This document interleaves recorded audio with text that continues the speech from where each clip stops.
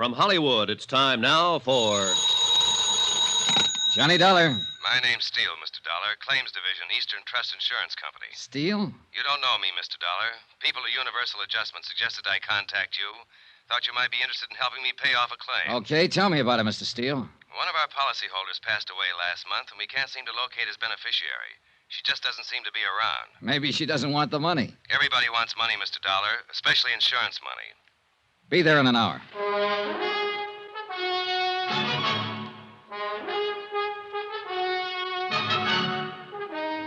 Tonight and every weekday night, Bob Bailey in the transcribed adventures of the man with the action-packed expense account, America's fabulous freelance insurance investigator. Yours truly, Johnny Dollar.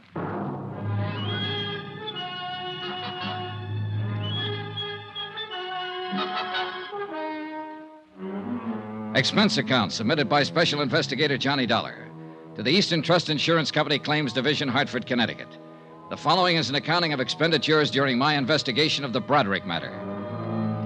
Expense account item 1, 25 cents bus fare. My apartment to the Eastern Trust Insurance Building in the office of Robert Steele. He was a big sandy-haired man in a tweed suit. We shook hands, looked each other over, and then got down to business. Now, Mr. Dollar, the deceased policyholder was named John Smith. John Adams Smith, age 67. Died in City Hospital, Charity Ward, 22nd of last month. Death certificate. Pneumonia. And other things.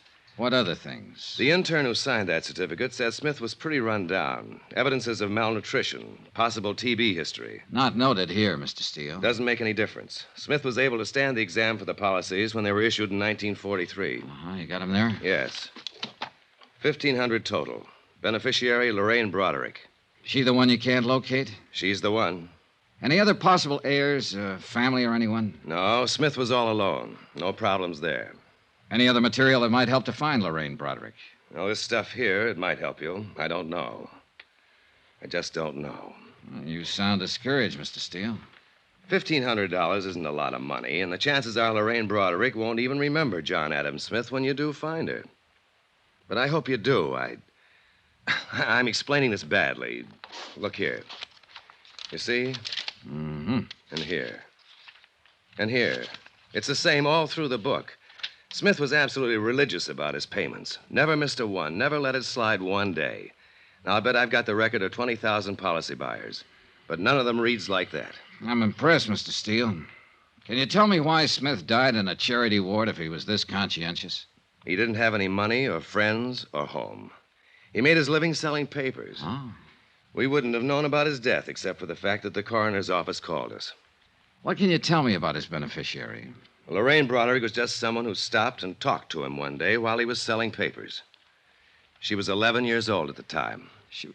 What? Yes. The agent who sold the policies used to buy his papers from the old boy. One day, Smith stopped him and said he wanted to do something nice for a nice little girl named Lorraine Broderick. So he began taking out the policies. The agent have any more background on that part of it? No. Lorraine Broderick met Smith that one afternoon and helped him sell his newspapers. Smith never saw her again after that. 1943. She must be 23 or so now. Well, I hope she grew up to be the kind of person he thought she was then. Oh, hardly any of us fill out the promise we have at 11 years, Mr. Steele. Then that isn't what I mean. I mean, if he met her that one day when she was a little girl and he made this gesture toward her, and it was tough for him to make those payments all those years. I hope she deserves it. The money doesn't mean anything, but that kind of endorsement from somebody, even an old bird who sells papers on a corner, is worth more than all the money in the world. Does that sound foolish, Mr. Dollar? Not a bit, Mr. Steele. Not a bit. Expense account item 2, $2. Cab fare to Lorraine Broderick's last known address.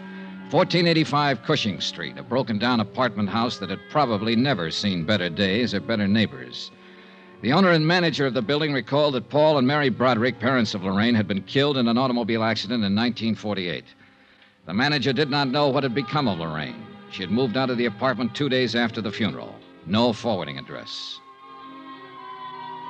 Expense account item 3, 4 bits, more cab fare. This time 7 blocks away to Pulaski Street, and a dingy cluster of red brick buildings that were yielding slowly to time and wear. I arrived at 3 on the dot. I don't think high schools ever change much. At least this one was no different than the one I'd been in way back when. The persistent smell of pencil sharpeners, ink, discarded lunch wrappings.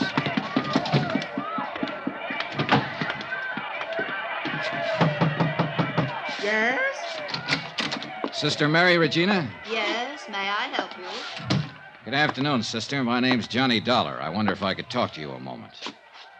Dollar. Yes. Are you sure you shouldn't be speaking to Sister Amadea in the grade school? I don't believe we have any students named Dollar. Oh, in no, this- sister. I don't have any children in school here.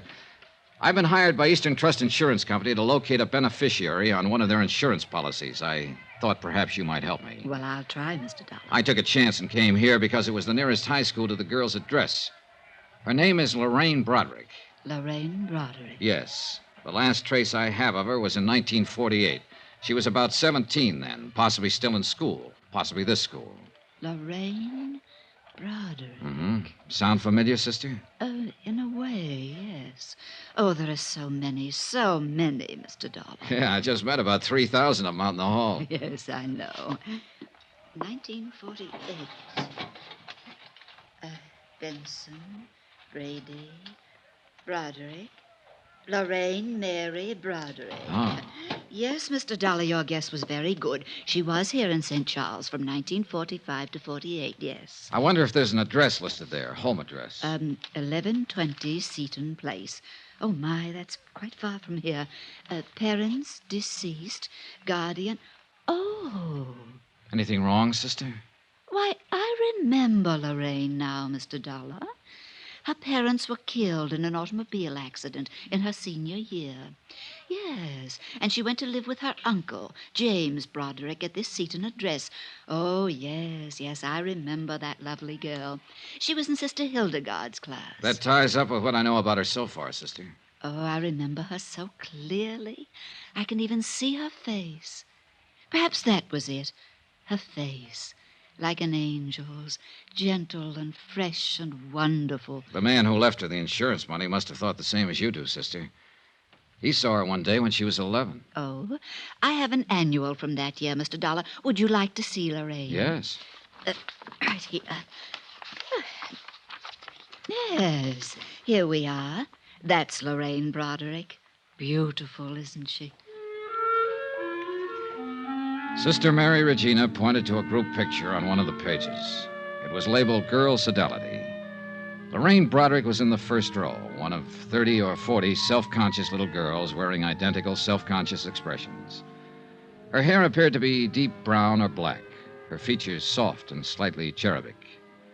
Undeniably, Lorraine Broderick had been a beautiful young girl. In all probability, she was a beautiful young woman, wherever she was. By 5 o'clock, I'd been to her uncle's address on Seaton Place. There I learned that Uncle James Broderick had died of a heart attack in 1950. The people at the address reported that Lorraine had lived with him up until the time of his death. She had worked in a dentist's office, they told me. As far as they knew, she still worked there. I made a phone call. Yes, sir? Johnny Dollar, Mr. Steele. Oh, how are you going on Lorraine Broderick? Well, I might need some help. Have you got a man? Sure. I've got her traced up to 1950, Steele. She worked for a dentist here in town. Uh-huh. Probably got her job in his office right out of high school. That meant she pretty well had to get it through a professional agency. That sounds reasonable. I got a man to check the agencies in town that specialize in that. Let me know.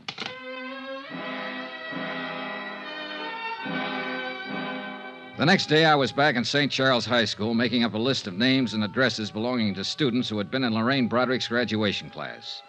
Out of the 10 names I chose at random, I was able to locate only 2. Both girls, both married. Both remembered Lorraine Broderick.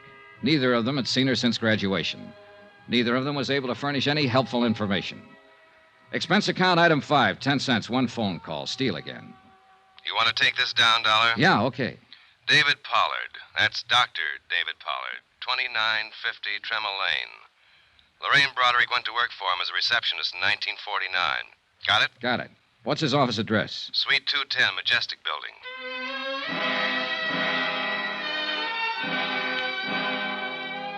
I got there about 5:15. There was no receptionist on duty. As a matter of fact, no reception desk. A stern-looking nurse in a rumpled white uniform knew nothing of a Lorraine Broderick who might have worked for Doctor. Doctor was working with a patient. If I cared to wait for Doctor... Yes, what is it? My name's Dollar. I'm with the Eastern Trust Insurance Company. I don't need any today, Mr. Dollar. I'm not looking for a sale, Doctor. What? That's right. I'm trying to find a friend of yours. Who are you talking about? Lorraine Broderick. Oh. How is Lorraine these days? I don't know, Doctor. I'd like to meet her and find out. Well, you're looking in the wrong place. I can't help you. She hasn't been around here for a couple of years. Goodbye. Oh, wait. Well, what now? Well, you've got an awful big chip on your shoulder, Doctor. You won't even let me explain my business. I'm not interested in your business. I can tell you mine's been going on since 8 o'clock this morning, and I'm pretty tired. You finished now? Well, yes. Can I take you downstairs and buy you a drink? Sorry. What is it you want to know? Where I can get in touch with her. I don't know. She quit without notice a couple of years ago. Just didn't come back. Too bad, too. Do you have any idea where she might have gone? Just what is this for? To pay her some money we owe her. We can't locate her anywhere. Well, I'm sorry, but neither can I. Are you still trying?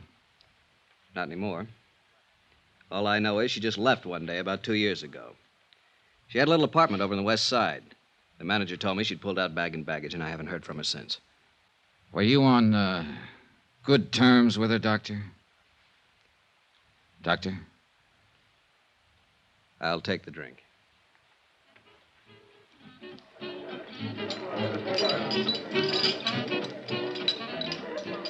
Don't misunderstand me, Dollar. She was a real sweet girl. But there was something about her. I don't know. I hope you find her. Or maybe I don't. What are you talking about?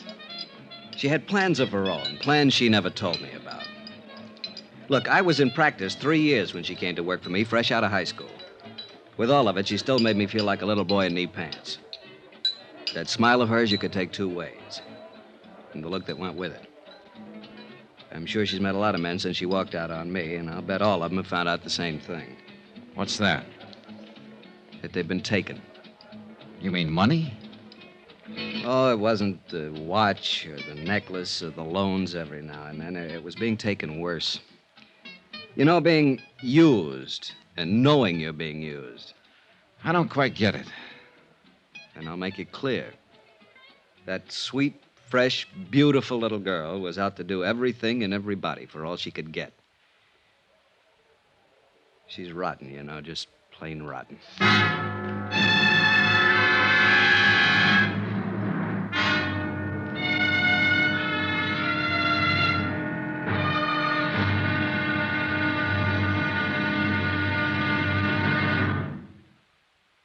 There'll be another intriguing episode of the Broderick matter tomorrow. Tomorrow, the expense goes way up. Yeah, it costs money to prove how wrong one man can be. Join us, won't you? Yours truly, Johnny Dollar.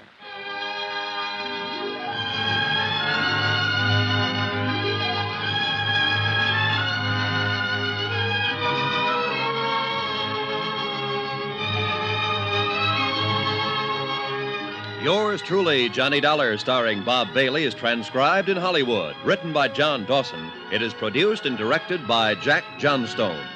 Be sure to join us tomorrow night, same time and station, for the next exciting episode of Yours truly, Johnny Dollar. Roy Rowan speaking.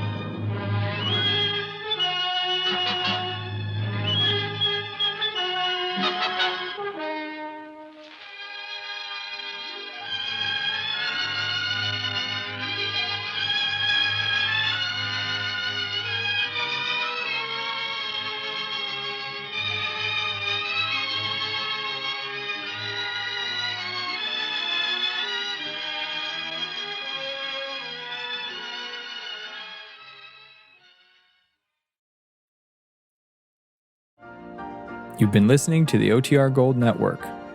Find more classic radio at otrgold.com.